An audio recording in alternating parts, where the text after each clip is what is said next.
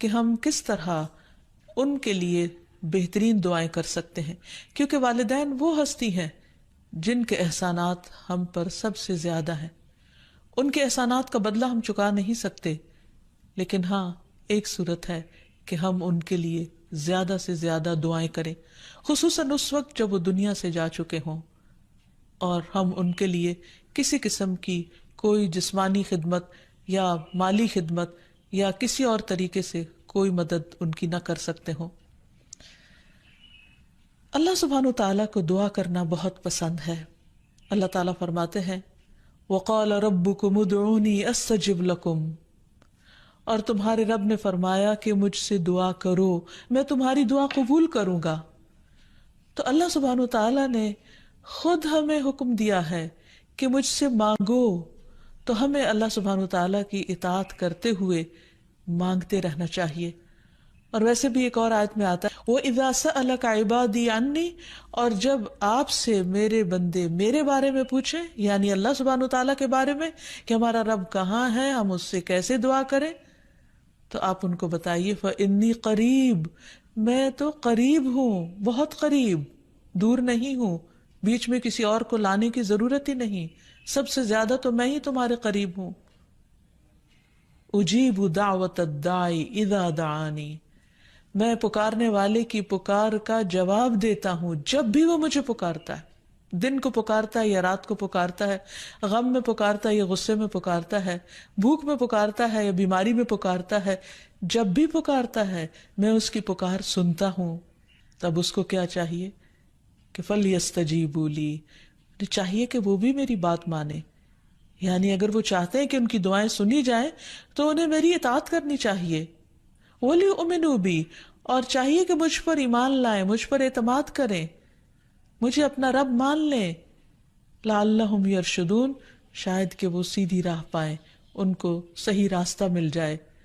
ہوتا یہ ہے کہ جب انسان کی زندگی میں کوئی مشکل آتی ہے تو اس کے پیچھے کوئی مقصد ہوتا ہے، کوئی حکمت ہوتی ہے. اللہ سبحانہ تعالیٰ اپنے بندے کو اپنے اور قریب کرنا چاہتا ہے، اس لیے وہ اس کو کسی نہ کسی ایسے دکھ، تکلیف یا پریشانی میں مبتلا کر دیتا ہے تاکہ بندہ اپنے رب کی طرف رجوع کرے، اس مشکل پر صبر کر کے اجر پائے، اللہ تعالیٰ کی طرف رجوع کر کے اور زیادہ دعا مانگے، کیونکہ دعا عبادت ہے. الدعاء والعبادہ، اللہ سبحانہ تعالیٰ کے نزدیک نہایت پسندیدہ. اس لیے ہمیں کثرت سے پکارتے رہنا چاہیے. اور جب بھی ہم دعا مانگے تو اس سے پہلے اللہ تعالیٰ کی حمد و ثنا ضرور بیان کریں. ایک حدیث میں آتا ہے عبداللہ بن مسعود رضی اللہ عنہ کہتے ہیں کہ میں نماز پڑھ رہا تھا اور نبی صلی اللہ علیہ وسلم، ابو بکر اور عمر ایک ساتھ تھے. جب میں بیٹھا تو اللہ تعالیٰ کی حمد و ثنا بیان کی، پھر نبی صلی اللہ علیہ وسلم پر درود بھیجا، پھر اپنے لیے دعا کی تو نبی صلی اللہ علیہ وسلم نے فرمایا مانگو عطا کیا جائے گا، مانگو عطا کیا جائے گا. تو اس سے پتہ یہ چلتا ہے کہ دعا سے پہلے اللہ تعالیٰ کی حمد و ثنا بیان کرنا ضروری ہے.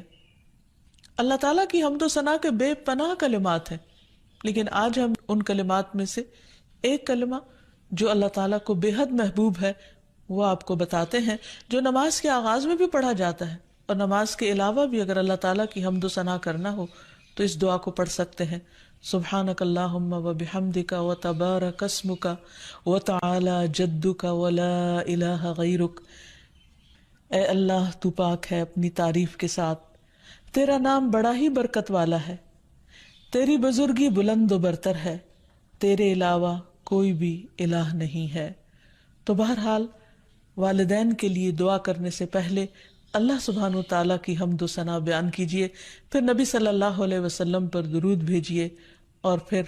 اپنے ماں باپ کے لیے دعائیں کیجیے، کیونکہ یہ اللہ تعالیٰ کا حکم بھی ہے وَقُلْ رَبِّ ارْحَمْهُمَا كَمَا رَبَّيَانِي صَغِيرًا.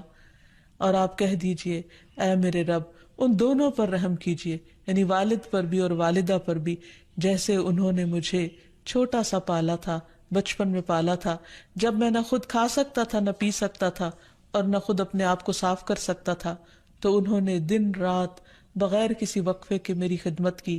تو اے رب اب جب کہ وہ بڑے ہو گئے ہیں، وہ تیری رحمت کے محتاج ہیں، تو ان پر رحمت فرما اور ان کی مشکلات آسان فرما.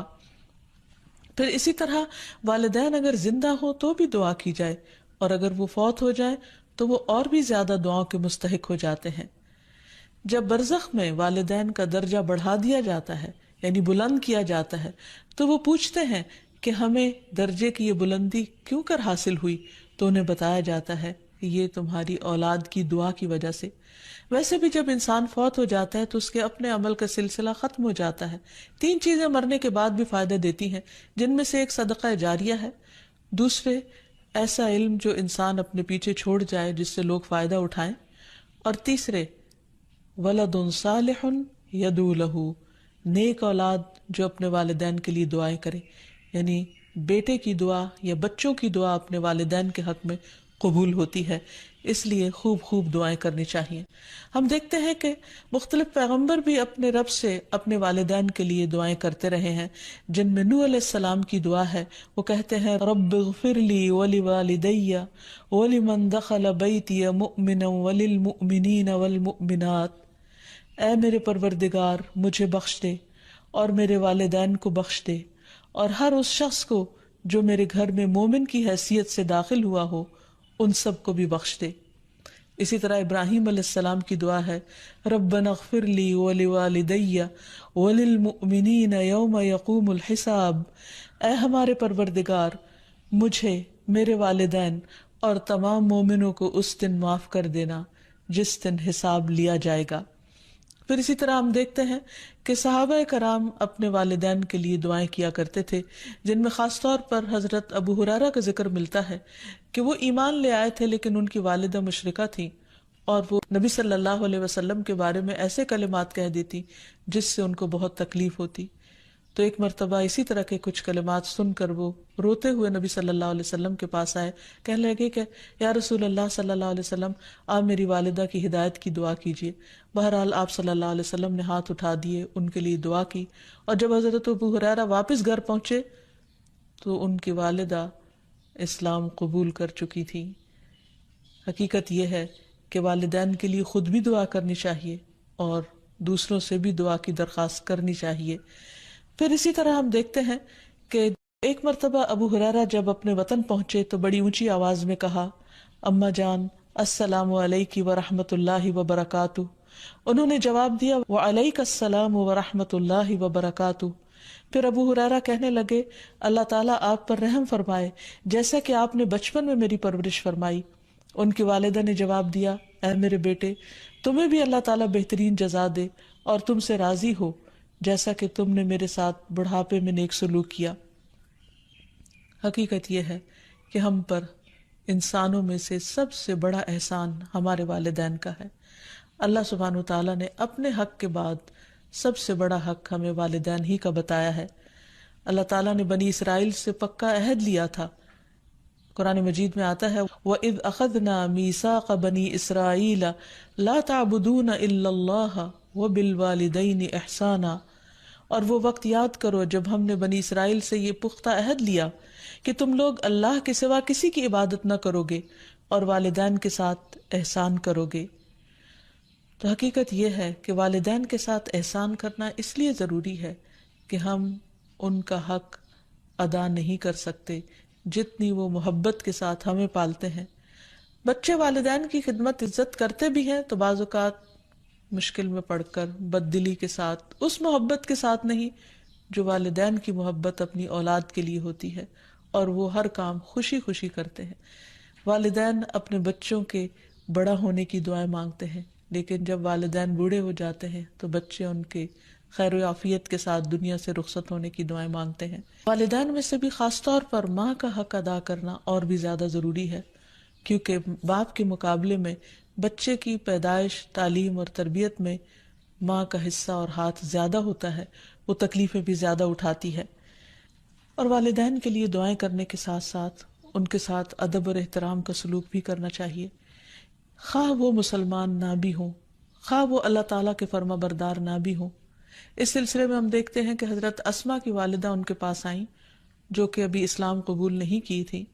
تو وہ نبی صلی اللہ علیہ وسلم کی خدمت میں حاضر ہوئیں اور پوچھا کہ میری والدہ میرے پاس آئی ہیں اور بہت رغبت کے ساتھ مجھ سے ملنا چاہتی ہیں، تو کیا میں ان سے مل سکتی ہوں؟ ان کی مدد کر سکتی ہوں تو آپ نے فرمایا تھا صلی امکی، تم اپنی ماں کے ساتھ صلہ رحمی کرو۔ اس بارے میں اللہ سبحانہ وتعالیٰ قرآن مجید میں بھی حکم دیتے ہیں کہ وَإِن جَاهَدَاكَ عَلَىٰ أَن تُشْرِكَ بِي مَا لَيْسَ لَكَ بِهِ عِلْمٌ فَلَا تُطِعْهُمَا وَصَاحِبْهُمَا فِي الدُّنْيَا مَعْرُوفًا، کہ اگر وہ تجھ پر دباؤ ڈالیں کہ تو میرے ساتھ کسی ایسی چیز کو شریک بنائے جس کا تجھے کچھ علم نہیں، تو تم ان کا کہنا نہ ماننا، البتہ دنیاوی معاملات میں ان کے ساتھ بھلا سلوک کرنا، ان کے ساتھ بھلائی کے ساتھ رفاقت کرنا، یعنی عمدہ طریقے سے، اچھے طریقے سے زندگی بسر کرنا۔ پھر اسی طرح خاص طور پر والدین کے ساتھ نرم سلوک کرنے کا حکم دیا گیا، کیونکہ والدین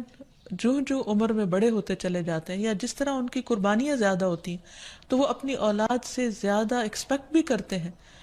تو انہیں بچوں کی طرف سے ملنے والی چھوٹی سی تکلیف بھی بہت ناگوار ہوتی ہے۔ تو اس لیے خاص طور پر ایکسٹرا کیئر کی ضرورت ہے والدین کے ساتھ معاملہ کرتے وقت، یعنی گفتگو میں بھی، پوسچر میں، رویے میں، معاملے میں، ہر چیز میں نرمی برتنے کی ضرورت ہے۔ اس سلسلے میں اللہ تعالیٰ فرماتے ہیں وَاخْفِضْ لَهُمَا جَنَاحَ الذُّلِّ مِنَ الرَّحْمَةِ وَقُلْ رَبِّ ارْحَمْهُمَا كَمَا رَبَّيَانِي صَغِيرًا، اور ان پر رحم کرتے ہوئے انکساری کے ساتھ ان کے آگے جھکے رہو اور ان کے حق میں دعا کرو کہ اے میرے رب ان پر رحم فرما جیسا کہ انہوں نے بچپن میں مجھے محبت اور شفقت کے ساتھ پالا تھا۔ اس سلسلے میں ہمیں ایک روایت میں یہ بھی ملتا ہے، عبداللہ بن مسعود کہتے ہیں کہ ایک شخص نے نبی صلی اللہ علیہ وسلم سے پوچھا کہ کون سا عمل سب سے افضل ہے؟ آپ نے فرمایا وقت پر نماز پڑھنا اور والدین کے ساتھ نیکی کرنا، پھر اللہ کے راستے میں جہاد کرنا، یعنی سب سے پہلا کام نماز اور پھر انسانوں میں سے والدین کے ساتھ حسن سلوک۔ لیکن عام طور پر والدین کو اولاد کے ساتھ شکایت ہی رہتی ہے، کیونکہ بعض اوقات لوگ نماز بھی پڑھ لیتے ہیں، صدقہ خیرات بھی کر لیتے ہیں، لوگوں کے ساتھ اچھی طرح بھی معاملہ کر لیتے ہیں، لیکن والدین کے ساتھ ان کا وہ شفقت اور محبت کا معاملہ نہیں ہوتا جس کو وہ ڈیزرو کرتے ہیں۔ آپ دیکھیے کہ آیت میں کتنی تاکید کے ساتھ کہا جا رہا ہے کہ وَاخْفِضْ لَهُمَا جَنَاحَ الذُّلِّ، کہ تم اپنے پر یعنی اپنے کندھے ان کے سامنے عاجزی اور انکساری کے ساتھ جھکا کے رکھو، یعنی جب ان کے سامنے بیٹھو یا کھڑے ہو یا بات کرو تو اس وقت بھی تمہارے اندر ایک خاص قسم کا جھکاؤ ہونا چاہیے۔ پھر اسی طرح یہ ہے کہ والدین کو اف تک کہنے کی اجازت نہیں۔ بعض اوقات انسان کا اپنے والدین کے ساتھ ڈس ایگریمنٹ ہو جاتا ہے، کسی بات پر اختلاف ہو سکتا ہے، وہ دین کا معاملہ ہو سکتا ہے، وہ دنیا کا معاملہ ہو سکتا ہے، وہ سوچ کا فرق ہو سکتا ہے، وہ جنریشن گیپ ہو سکتا ہے، وہ کوئی بھی چیز ہو سکتی، لیکن اس میں اولاد کو یہ حق نہیں دیا گیا کہ وہ والدین کے ساتھ بدتمیزی کرے۔ ہمارے دین نے ہمیں یہ سکھایا ہے کہ وَلَا تَقُلْ لَهُمَا أُفٍّ وَلَا تَنْهَرْهُمَا، کہ تم ان کو اف تک نہ کہو اور ان سے ڈانٹ کر بات نہ کرو، وَقُلْ لَهُمَا قَوْلًا كَرِيمًا، اور ان کے ساتھ جب بات کرو تو بہت عزت کے ساتھ کرو، احترام کے ساتھ کرو۔ پھر اسی طرح ان کے ساتھ سختی سے بات نہ کی جائے، ان کا نافرمان نہ بنا جائے، جیسے اللہ سبحانہ وتعالیٰ نے یحییٰ علیہ السلام کو یہ حکم دیا تھا یا یحییٰ خذ الکتاب بقوہ وآتیناہ الحکم صبیا وحنانا من لدنا وزکاة وکان تقیا وبرا بوالدیہ ولم یکن جبارا عصیا۔ اللہ تعالیٰ نے یحییٰ علیہ السلام کو بچپن میں ہی حکم دیا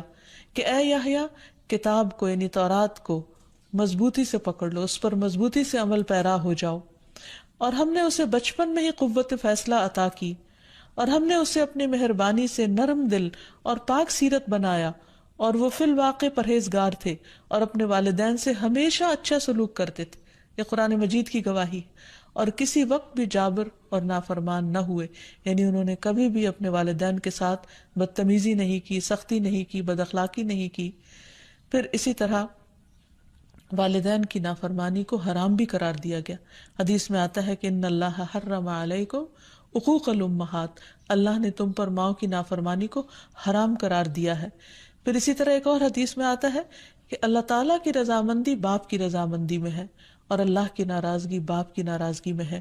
اس لیے والد کا حق ادا کرنا بھی ماں کے ساتھ ساتھ بہت ضروری ہے، اور والدین کا حق ادا نہ کرنا کبیرہ گناہوں میں شمار ہوتا ہے، اور کبیرہ گناہ وہ ہیں کہ جن پر اگر انسان توبہ کیے بغیر مر گیا تو قیامت کے دن سخت پکڑ ہوگی. اور اسی طرح والدین کو رلانا بھی کبیرہ گناہ ہے، ان کو گالی دینا کبیرہ گناہ ہے. پھر اسی طرح والدین تو وہ ہستی ہیں کہ جن کے لیے دعاؤں کے ساتھ ساتھ ان کی طرف سے صدقہ خیرات کرنا بھی خصوصاً ان کے زندگی کے بعد بہت فائدہ مند ہے. انسان کو اگر زندگی میں کچھ مشکل پیش آئے، اپنے بچوں کی طرف سے کوئی پریشانی ہو، یا اپنی صحت کی طرف سے، یا کاروبار اور روزگار میں اگر کوئی پریشانی ہو، تو اس وقت انسان کو اپنے والدین کے ساتھ حسن سلوک کرنا چاہیے. یہ ان نیکیوں میں سے ہے جس کی وجہ سے انسان کی مشکل بہت جلد حل ہو جاتی ہے. اور خصوصاً صدقہ دیتے وقت والدین کی طرف سے، یعنی ان کو ثواب پہنچانے کی نیت سے صدقہ کیا جائے. اس سلسلے میں ہم دیکھتے ہیں ایک آدمی نے نبی صلی اللہ علیہ وسلم سے عرض کیا، میرے والد فوت ہو گئے ہیں اور انہوں نے مال چھوڑا ہے لیکن وصیت نہیں کی، تو کیا میں ان کی طرف سے صدقہ کروں تو ان کے گناہ معاف کر دیے جائیں گے؟ آپ نے فرمایا ہاں. اسی طرح حضرت عائشہ سے روایت ہے کہ ایک آدمی نبی صلی اللہ علیہ وسلم کے پاس آیا اور عرض کی کہ یا رسول اللہ، میری والدہ بغیر وصیت کے فوت ہو گئی ہیں اور میرا گمان ہے کہ اگر وہ بات کرتی تو صدقہ کرتی،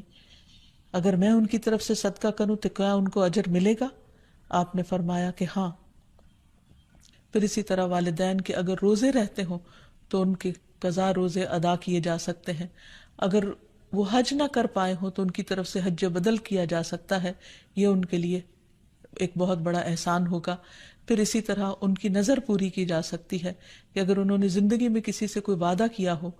اور وہ اسے پورا نہ کر سکے ہوں، اللہ تعالیٰ کے لیے کوئی نظر مانی ہو اور اسے پورا نہ کر سکے ہوں، تو اس کو ادا کر دیا جائے. تو خلاصہ یہ ہے کہ انسان اپنے والدین کے ساتھ جو احسان کر سکتا ہے اس میں جب وہ زندہ ہوں تو ان کا دل خوش کرے، ان کی خدمت کرے، ان پر اپنا مال خرچ کرے، ان کی اطاعت اور فرما برداری کرے،